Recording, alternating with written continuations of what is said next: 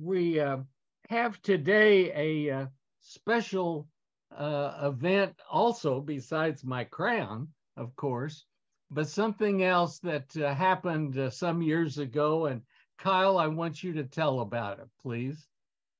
Okay.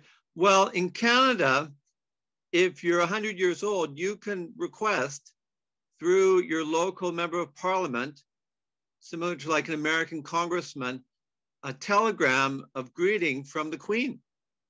And that's exactly what my mother's mother received in 1983 when she was 100 years old. And this was passed down to me. So here it is, my not exactly close connection to the British monarchy, but it's real and it's genuine. So I'm pleased to share that today on this special coronation day for King Charles III. My first name is also Charles, but I do not claim this particular link to the other Charles, blood-wise, that is. So today's talk is titled Broadway Ballyhoo, New York City Theater Postcards 1900 to 1916. We'll look at postcards from individual theater productions, and we'll look at individual postcards of many of the Broadway stars. The typeface at the top is quite appropriately the Broadway typeface. And Ballyhoo is all about extravagance. So it's certainly an extravagant typeface. Postcards are just one part of the extravagant publicity that surrounded Broadway more than 100 years ago. We also had theater magazines, theater posters, theater playbills, and theater song sheets, as well as general interest magazines, newspapers, cabinet cards, and cigarette cards. Those are places that you could find pictures of and stories about Broadway stars and Broadway plays that were not just held in New York City, but many of them also toured around the country or to neighboring cities like Boston or Philadelphia. The first slide is from 1907. It's the cast of The Fascinating Flora. And these New York City theaters were quite large, so it would accommodate a large cast as we have here. It's also significant because it really demonstrates advances in stage lighting with flash photography. Here's a picture looking the other way towards the audience by the well-known stage photographer Joseph Byron. It's of the Grand Opera House, which was built in 1868 and lasted all the way till 1960. After 1930, like 1938, like many other theaters, stage theaters, it became a movie theater. This is a lovely cut out postcard view of the same theater interior, printed about 1904 as a supplement in the Hearst Sunday newspapers. And it's from a particular series called Fashionable New York. And so theater going was quite a popular activity in New York City. Here we see the New York and Criterion Theaters, originally developed by Oscar Hammerstein, opened in 1895. It's really two theaters, the New York Theater and the Criterion Theater. But the New York Theater had a rooftop garden theater. And these were quite popular in New York City. Also as rooftop garden restaurants. I've written about that in Postcard history as well. The next slide, we'll see one such roof garden. Here it is. Quite a lovely scene of people probably having had a light supper. They're watching some kind of play. It might be vaudeville. We don't know for sure, but it's a quite nice card. Actually, a scarce card to find by the German publisher Franz Huld. Here's the Winter Garden Theater, which is still in existence, like a number of other Broadway theaters that have survived. In recent years, it's hosted some major productions such as Cats and Mamma Mia. On the left in this slide is the Casino Theater, which hosted many important plays. On the right is the Knickerbocker Theater. The Knickerbocker Marquis advertises Romeo and Juliet and Southern and Marlowe. Southern and Marlowe were the preeminent Shakespearean actors actor and actress of more than 100 years ago. The Casino Theater lasted until 1930. It had been built in 1882. And the Knickerbocker Theater was built in 1893 and also lasted until 1930. On the left, we see Julia Marlowe and Edward Southern in Romeo and Juliet. It's quite a nice real photo postcard. On the right, we see them in Hamlet. Here's a couple Broadway actresses who were quite successful. On the left is Viola Allen in The Palace of the King from 1900. And on the right is Man and Superman from 1905 to 1906. And that's Clara Bloodgood, who unfortunately has a distinction of, in 1907, she committed suicide before a performance. Here's a card from one of those early performances called The Little Duchess. It featured Anna Held, a quite well-known actress. We'll see some individual cards of her later. This is Dolly Varden, 1902 to 1903, 163 performances. And that's really quite a lot of effort and that went into all those performances. So it was a substantial production, not one of the most successful, but it still was a major production. The Runaways from 1903, 167 performances. Plays like this were set in extravagant foreign settings with farcical and implausible plays. The audiences weren't very demanding for realistic theater like Porgy and Bess or Oklahoma. The Rogers Brothers were vaudeville performers. They also had some similar vehicles such as the Rogers Brothers in Paris and the Rogers Brothers in Central Park and the Rogers Brothers in Panama. Kind of like the Canadian Wayne and Schusters. Some of the Canadians here today will be quite familiar with Wayne and Schuster. Another implausible plot line, the Yankee Consul, also featured as taking place in the Caribbean, 1904, 115 performances. Another scene from the Yankee Consul. The Sho-Gun, 1904 to 1905, 125 performances, was set on an imaginary island in the Sea of Japan, kind of a Korean-like monarchy. An American chewing gum salesman arrives and causes havoc on the island. And it's a real musical comedy. Another scene from the Sho-Gun. Cards like this were distributed by a company called H.J. Hanff at theaters. Spangles gets into some trouble, so the American Marines show up, even though they didn't really need to. So it's quite a nice anticlimactic card. Mrs. Black is back, 79 performances, 1904 to 1905. This later became a Hollywood film in 1914. May Irwin, the woman on the left, has the unique distinction of sharing the first cinematic kiss with a man named John Rice in Thomas Edison production, in kinetoscope production in 1896. This is The College Widow, one of the successful plays by George Ade, an Indiana playwright and humorist. This is Leah Kleshna about a jewelry thief, which starred Mrs. Fisk. We'll see some individual shots of her later. 1904 to 1905, original run of 131 performances. This is Mrs. Wiggs of The Cabbage Patch, 1904 to 1905, 150 performances. Madcap Princess, 1904, with Lulu Glazer, and The Lion and the Mouse, 1905, with Margaret Illington and Arthur Byron, all quite popular and successful actors and actresses. Music Master was a special vehicle for the great star David Warfield. Nice real photo card. Another one of the Hanff cards that would have been given out at a theater.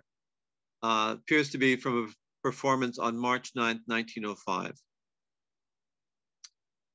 The Squaw Man was later adapted for a quite successful Hollywood film. It's about an English aristocrat who gets disgraced and goes to America and marries an English woman and marries an Indian woman and has a son by her. She ends up getting killed, but the son helps continue the dynastic line. Card on the left is a picture of her father in the play. The card on the right is a picture of one of the important scenes in the play where the evil villain gets shot. And of course, it's a Western play, so we have to have a crowded saloon scene. And that really would have taken a lot to pull off on a stage like that. These Rich Mr. Hoggenheimer, 1906 to 1907, 187 performances. The star of that production was Sam Bernard. Also from Mr. Hoggenheimer, also from the same production. He's perhaps making a toast to his son's marriage. Quite a lovely real photo postcard by the Rotograph Company. This is a production at the Casino Theater, The Belle of Mayfair, 1906 to 1907, 140 performances. Mrs. Fisk in The New York Idea, 1906 to 1907, 66 performances. The Hypocrites, 1906 to 1907, 209 performances. You can see that the quality of the cards is getting better as time goes on. Fascinating Flora with the women stars who would have sung some of the songs in the play. 1907, 113 performances. Salome James, 1907, 122 performances. Again, a quite nice real photo postcard. Polly the Circus with Mabel Talafiero, 1907 to 1908, 160 performances. Here's a Rotograph Company sales postcard, which advertised real photo postcards to order. And as a result, there are many, many Rotograph Theater postcards, both of individual plays and individual actresses, such as the first Southern and Marlowe card that we saw towards the beginning of the of this presentation. So you could send a good quality postcard off to Germany. It would get printed and come back at a reasonable price. And these must have been sold at theaters as well as perhaps by, regular postcard sellers. Another Sam Bernard vehicle, Nearly a Hero, at the Casino Theater. The Real Thing with Henrietta Crosman. She later transitioned to being a Hollywood film star. 1911, 60 performances. Julian Eltinger, female impersonator in The Fascinating Widow, 1911, and The Crinoline Girl, 1914. Very popular and gifted performer. Cecil B. DeMille was also involved in producing Broadway plays, some of which toured before he went on to Hollywood. This is The Stampede from 1912. We can see on the back of this card how such productions, when they toured, would have been advertised by sending to people in towns and cities where the play would be appearing. It has a date stamp on it, and presumably that's when the play might get to Cobourg, Ontario, where the card was sent to. That's a Canadian stamp in the top right-hand corner, by the way. Within the Law, 1912 to 1913, 541 performances. Another touring production, Mutt and Jaff in Panama, 1913. Marie Cahill in Marrying Mary in 1914 at the Daily Theater in New York City.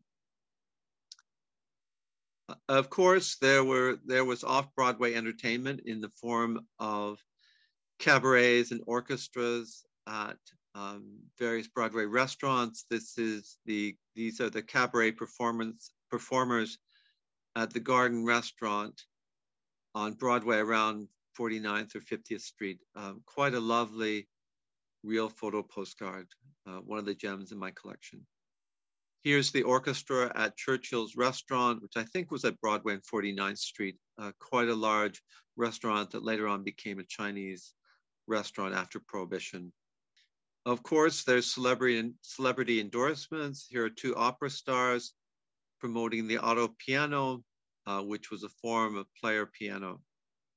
Here's the reverse of one of those cards, again extolling the features of the auto piano and giving the name of the auto piano dealer in Malone, New York.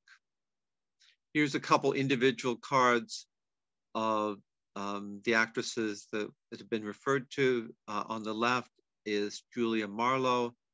On the right is Mrs. Fisk. These are both part of a Raphael Tuck series of prominent actors and actresses. This is Maud Feely, another popular star from the early days. She was a good friend of Cecil B. DeMille. He later gave her a number of kind of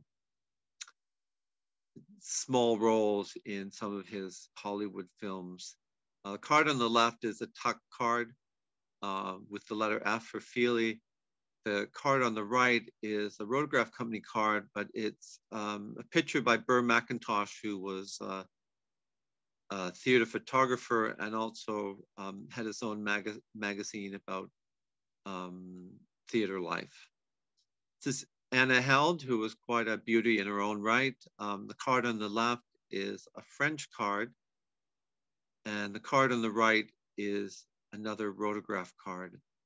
So these Rotograph cards really could duplicate extremely well the high quality photographs taken by various New York theater photographers such as Joseph Byron, Blanche Ring on the left, and Maud Adams on the right.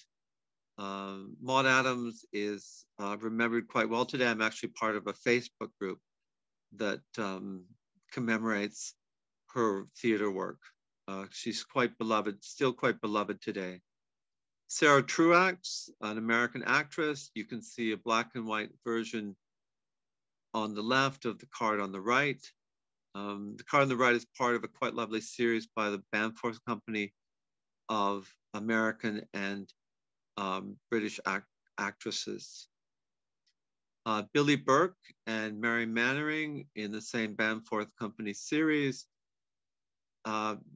If you look closely, Billy Burke may look familiar, and that's because she's the good witch in The Wizard of Oz, not the bad witch. A couple of stars in the same Bamforth series, Lulu Glaser and Margaret Anglin. Margaret Anglin was actually a Canadian, the daughter, I believe, of a Canadian senator. Some earlier shots of Julia Marlowe and Isabel Irving, both successful actresses, and we've touched on Julia Marlowe before. William Collier and Nate Goodwin, forgotten actors, but successful in their own time.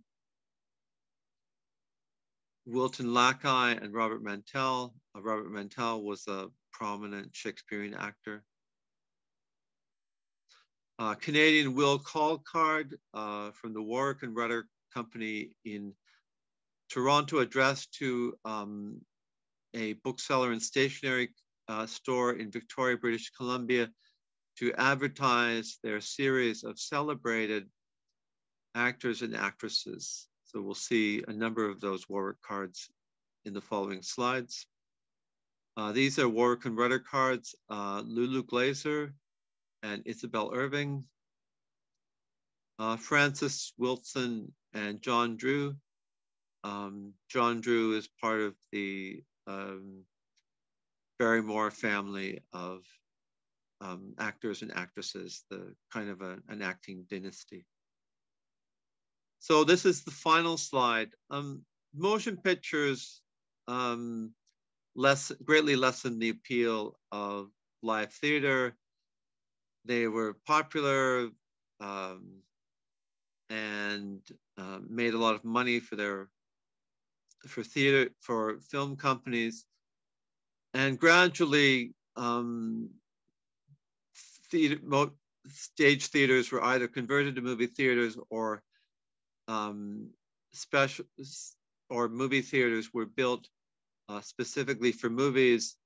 This is the interior of the Rivoli Theater in New York, quite grand and quite, I guess, sparkling new compared to, for example, the Grand Opera Theater that we saw the interior of at the beginning of the production. So these theater postcards are almost invisible today. They're not covered in any books I have of New York City theater history, but I think you'll agree with me that they did play a significant role for at least the period 1900 to 1910 in that Broadway Ballyhoo, advertising plays and filling seats and creating a sense of excitement and allure. So that's my presentation for today. The curtain doesn't fall because we'll have a chat session moderated by Bill Burton. Thank you very much. Thank you, Kyle, so much. Bill, can you unmute yourself and kind of look and see if there are any comments or questions, please? Well, I haven't seen any comments or questions coming in yet, but over Kyle's left shoulder, as we look at it, is a promotional piece for Sho-Gun, which he contributed to Postcard History back in August of 21. Good picture, thank you. Kyle writes a lot of stuff. I mean, a lot of really interesting New York things, and we're always glad to have him. But this is extraordinary. I never expected that we'd find anything like this, and so I thank you for this. Now, as I've talked long enough, somebody has put in a note and says, "Oh, somebody already did this. Somebody told me that that's where the his article was." So right now, I don't have any questions coming up. But Kyle, let me ask you. There had to have been a period before the 1900s when Broadway had shows, but of course the postcards didn't come in until 1893. So is there anything really earlier than what you've shown? Well, there are cabinet cards that people can buy, but there's very little. There may be some trade cards you might find, but so you have to go to other sources such as newspapers for the earlier stuff. It's really there's really an explosion of publicity, you know, in that period after 1900, and postcards are part of that. It's a fascinating topic when you get involved in it. It's kind of like going down a rabbit hole. Oh, Kyle, I was wondering, you were talking about the length of the runs of the plays. Was usually 160 to 200 performances the average for a play, or were there plays that lasted even longer? Well, I don't have a good handle for that. I just took that from the website, from a website of which listed how many performances. Mm-hmm. I mean, obviously, plays have a limited run unless they have some really broad appeal, something like Oklahoma or Mamma Mia or Cats, you know, which will go on, or the Phantom of the Opera, some really incredibly compelling stories. You know, and in some ways these are trial balloons. Some, you know, last a while, they get good reviews, or they don't get good reviews. Actors are always, you know, looking for work. They're always wanting to be involved in productions. Thank you. You showed a card or two about that were stamped with or sent out to cities other than New York, promoting the shows on the road. Did they have separate casts for those, or were they the same original cast? I think they may have had some separate casts, and some of them may have been original. I do have a scrapbook from Boston, Boston Theater Goer, and those seem to have been the original cast. But I would think for some productions they would have had separate casts. Like this Canadian show that was on Broadway for a while, about this small town in Newfoundland that hosted thousands of American passengers on 9/11. It had a separate cast for its Toronto production compared to the Broadway cast. So I just don't know. I don't know. That's just my guess about that. I think it depended on the production. You've never seen though a special card made up for coming now to Canada, some sort of show? They were the other cards that were just stamped on. Well, I have seen the notation, you know, that just accept this as the original cast. So there may have been competing casts. Like there was an opera called Parsifal, which had different versions of it, different competing productions of it. Competing productions? Yeah, so there were different productions of this famous opera called Parsifal. At the same time, though? But wow. I think so. I'm not perfectly sure about that, but I think roughly at the same time. I think it's just amazing how the impact that Postcards had, and you know, for that time period, for this genre, what they were showing and performing, and night after night, and how I guess maybe postcards were given out at the door or passed out during intermissions. I'm not sure how that would have been, but you know, you see them. If you get somebody gives you a stack of cards that their grandmother had or something, a lot of times, or sometimes anyway, you would find some that were theater-like, and they've have more interest to me now after what Kyle's presented for us today than they did previously. I'll have to be honest. I mean, you know, this whole business of knowledge is power. It's true. And the more you learn and the more you find out, and it's a great hobby for sure. Yeah. So postcards were generally accepted as part of that Broadway Ballyhoo during the period that I'm focusing on in my presentation. Right. You know, and they're quite remarkable because many of them are of a very high quality. And it also reminds us that before Hollywood, this is where the star power was. Okay, Phil McDaniel has asked Kyle, how did the actors project themselves at the turn of the century with the theaters that just seem to be so big? And it's just amazing that I mean, how can you really have heard the actors when you're back in the back balcony, in the top balcony? Well, I can only guess that they would have had loud voices. That's, you know, and that's my only guess. We don't have any surviving videos of them. I mean, certainly they weren't the microphones that they have now, right? Or no, like that. There weren't microphones at all. Yeah. Okay. But those stages weren't deep either. You know, the stages that we saw in the presentation, so they are quite close to the audience. Oh, okay. So that saloon scene must have been rather crowded. I think so. Yeah, I do think so. They also had good acoustic on the theaters. Yeah. You don't need amplification if the theater is correctly designed for acoustics. Bill, Okay. Yes.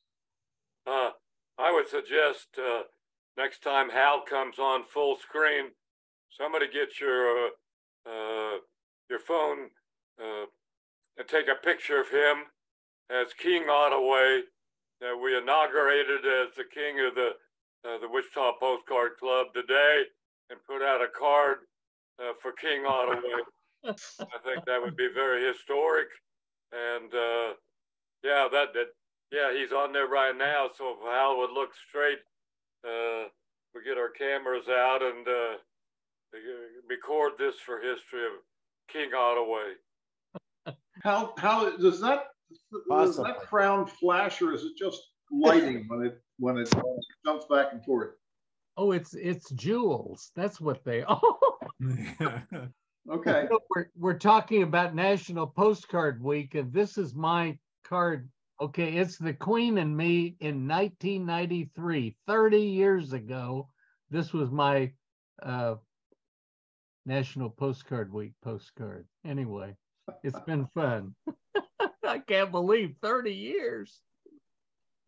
Okay. Well, thank you. Anything else, Kyle, that you wanted to say? No, that's all. I just always encourage people to look closely at all the postcards that they have from a particular place that